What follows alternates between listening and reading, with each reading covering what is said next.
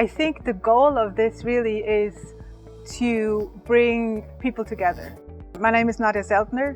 I'm an associate professor at the University of Georgia.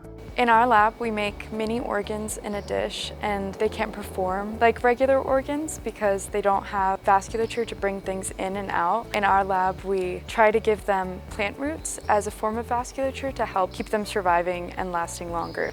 Eventually, the goal is to use them in transplants. I have a good friend who's also a professor in the art school here at the University of Georgia. So we met through dance school where our kids go together, and then we started talking. So it's a very comfortable place where you can ask questions about things you don't understand. And then quickly, when we started talking about cells, lingo that is familiar to sculpture started to seep in.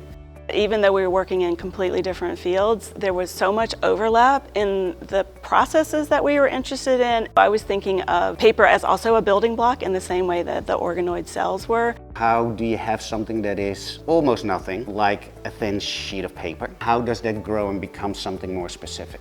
What happens when paper fibers, 3D space, robotics, electronics, motors, lights, sensors all smash together?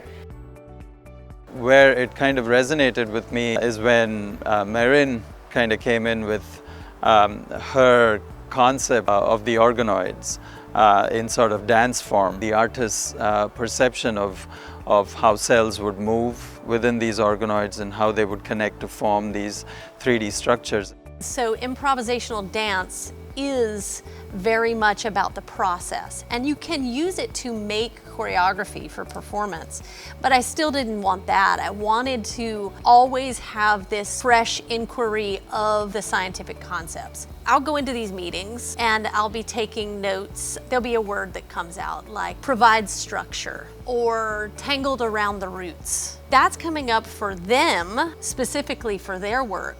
But as a dancer, I can immediately see how tangled around the roots or providing structure, how that language overlaps. It was very outside of my comfort zone. We're very comfortable in a lab environment, and I think all credit to Narja to be able to see how she could pair up science and art in a way that can communicate science better. It's not a choreographed thing, and I think that improvisation is the part we can pick up on. All good scientists are very creative because you need the creativity to actually come up with the right questions and the right ways to answer them. I've definitely enjoyed having more creative voices in the room. I think it's given more life to the science. I see curiosity as connective tissue. If we can notice our likenesses as artists, as scientists, we start to understand each other a little bit more. Then you take that mindset into the laboratory. I think UGA has really untapped potential on these fronts.